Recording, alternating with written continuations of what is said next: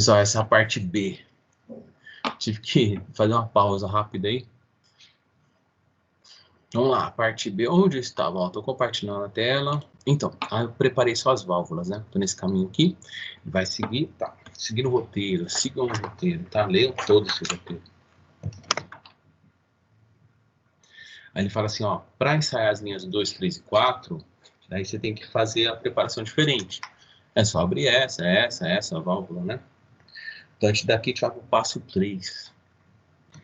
Conectando as mangueiras. É o seguinte, quer ver?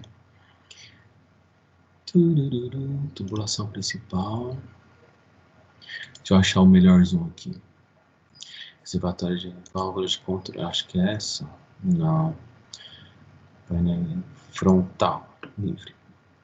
Então, a gente tem que ligar esse medidor aqui. Ó. Isso aqui é um piezômetro, é um manômetro. Ele vai medir a pressão em 2 pontos, tá vendo? 2 mangueirinhas aqui. Como é a pressão em 2 pontos, né? Você tem que escolher 2. A gente está ligado nesse aqui, então vou ligar neste e nesse ponto, tá? Eu apanho com a questão de ligar isso aqui, ó, realizar a conexão. Realizar a conexão. Realizar a conexão. Eu não sei bem como que eu acerto isso, mas uma hora ele liga. Ah, ligou. Ligou, tá vendo aqui, ó, 2 mangueirinhas. É assim, ó. Cadê? Válvulas de controle. Então, esse aqui é um manômetro, tá? Em U, tá vendo? Deixa eu ver se ele tem uma... Não tem. Uma descrição. É assim, ele é um tubo em U, né? Com um fluido aqui de controle. Como ele tá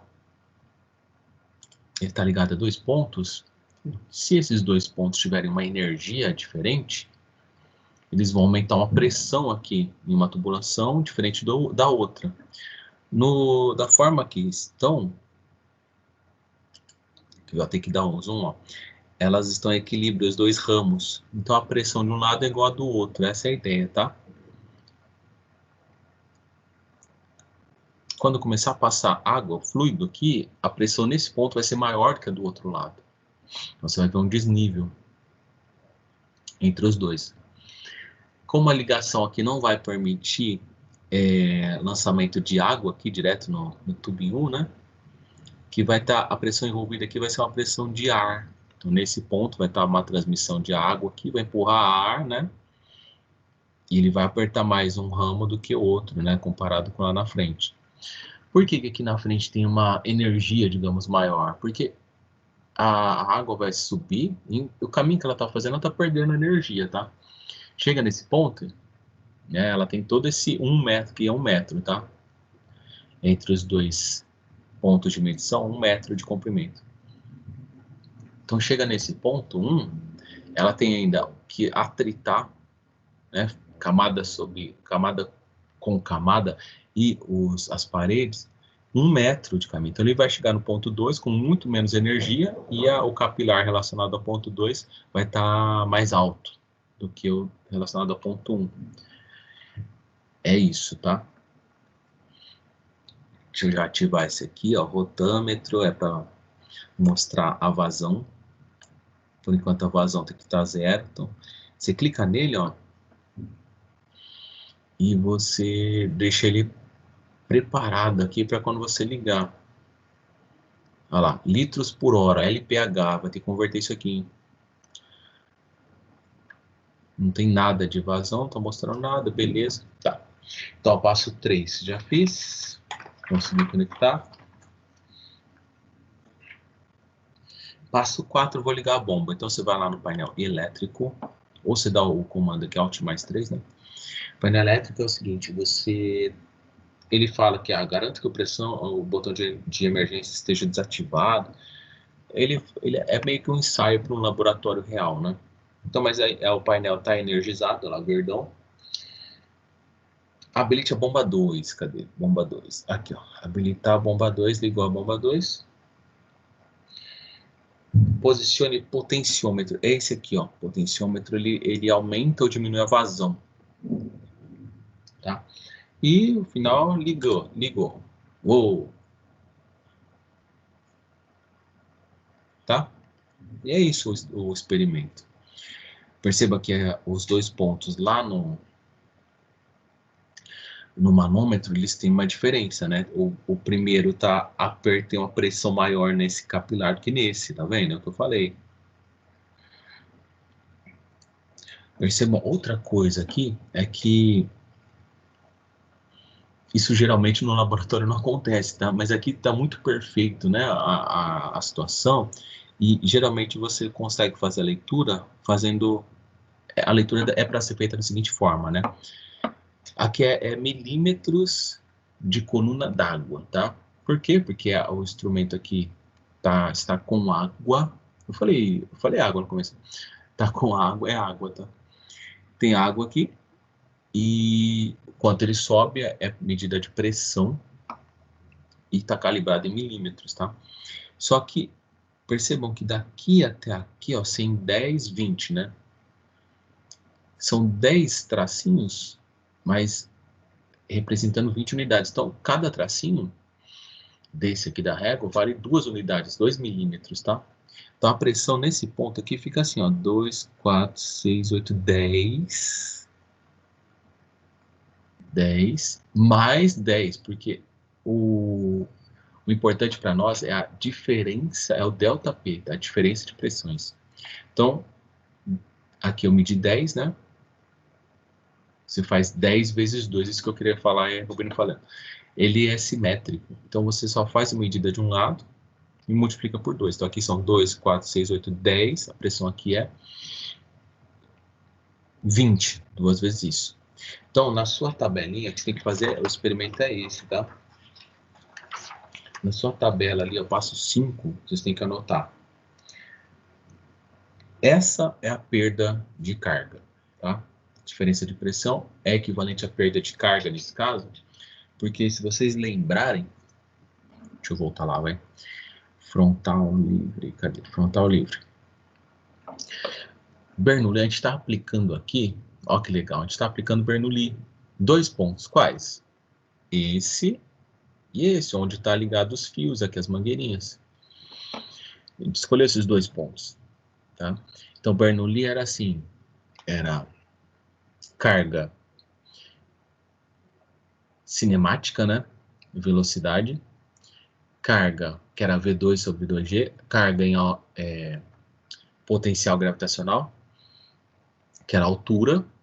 E a energia de pressão, carga de pressão. Confere?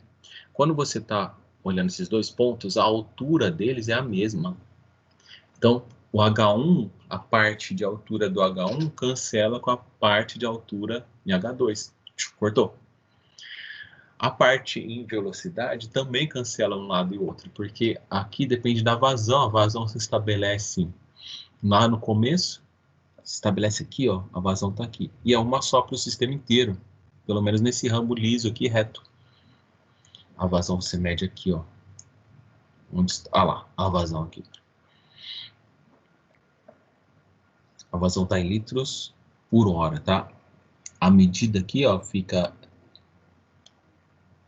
Aqui cada tracinho é 100. Então, esse aqui é 1.100. 1, 2, 3, 4, 5, 6, 7, 8. Estão vendo, ó? Então, é 1.800 litros por hora. Essa é a vazão. Então, esse 1.800, você vai na tabelinha que não tem o número, lá no passo 5, e anota no lugar do coluna da direita, o Q, LPH 1.800, anota 1.800, e o HC, a perda de carga que eu estava explicando. Se vocês estavam acompanhando comigo, a perda de carga, ela depende da altura, a altura é a mesma dos 2 pontos, H1 e H2. A vazão é a mesma, então a velocidade é a mesma.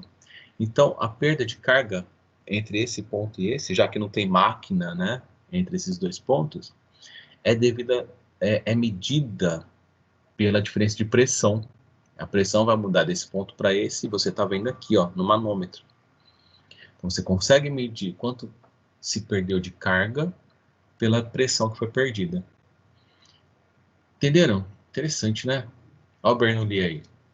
Então, nesse caso aqui, eu falei que são 10, são 20, né? 20 milímetros de água. Então, você preenche lá na sua coluna da esquerda 20 milímetros de água. Experimenta isso, é fazer isso 5 vezes.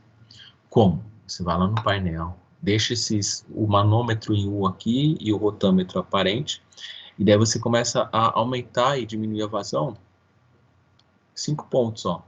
Muda um pouquinho aqui, ó. Você gira o potenciômetro, o controle de vazão, aí você vê nova leitura. A vazão agora é 2.000, 1, 2, 3, 4, 2.400 para vazão. E a pressão está em 18, né? 18 vezes 2.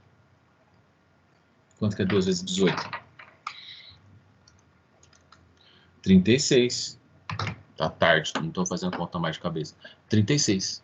36 milímetros de água. Então você anota. 36 para perda de carga e vazão de 1.800. Oh, falei errado aqui.